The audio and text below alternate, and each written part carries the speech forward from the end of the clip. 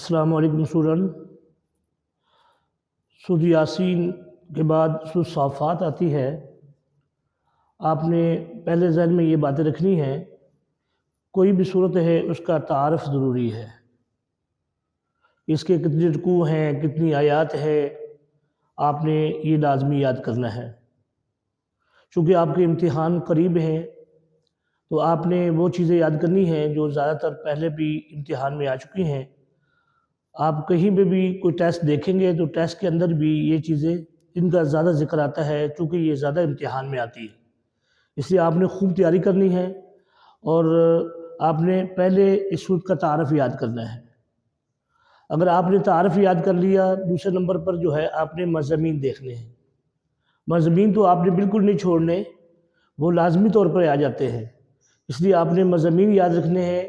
اور تیسرے نمبر پر سورت کی فضیلت نہیں چھوڑنی ہے، آپ نے وہ بھی آپ نے لازمی یاد کرنی ہے۔ اور پھر اس کے علاوہ علمی عملی نکات ہیں، وہ بھی آپ نے بالکل نہیں چھوڑنے، وہ بھی آپ نے یاد کرنے ہیں۔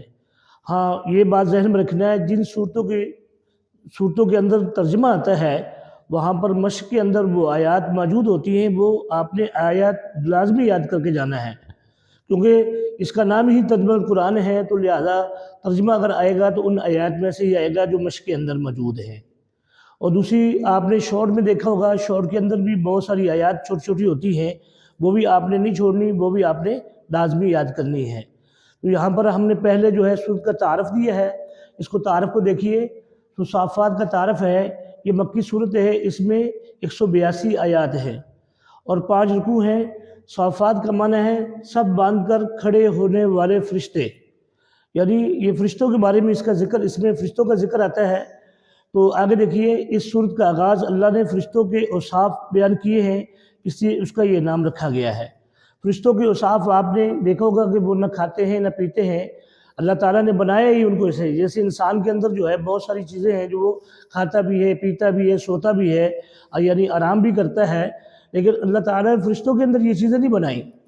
فرشتے جو ہے بہت سارے فرشتے ہیں اللہ نے بنائے ہیں، کوئی آسمانوں کو تھام کے کھڑا ہوا ہے، کوئی زمین پر ہے، کوئی اعمال لکھ رہا ہے انسانوں کے، کوئی جو ہے اللہ تعالیٰ نے ان کی ڈیوٹیاں لگائی ہوئی ہیں۔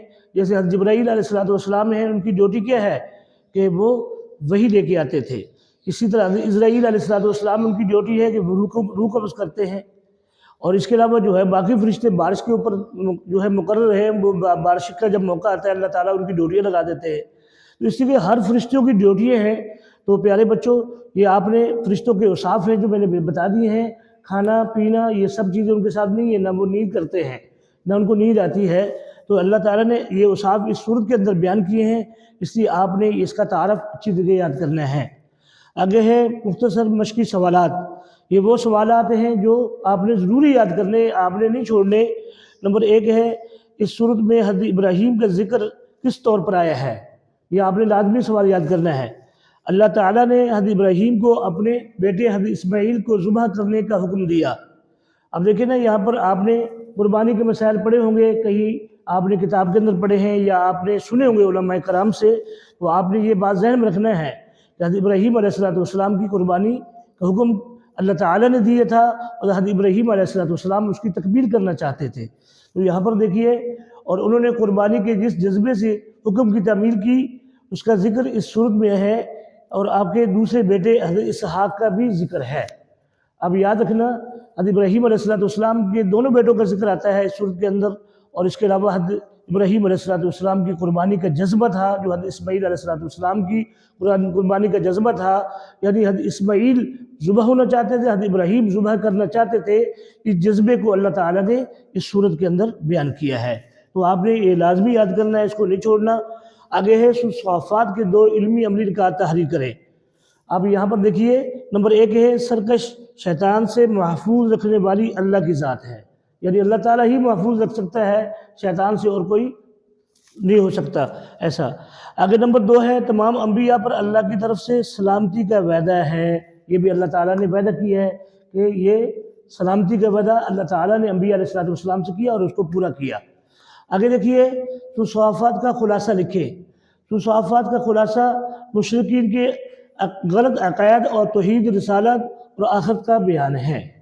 تو پیارے بچوں یہ مختصر سا خلاصہ ہوتا ہے، بہت چھوٹا سا ہوتا ہے، تو آپ نے اس کو بھی یاد رکھنا ہے، یاد کرنا ہے، چھوڑنا نہیں ہے۔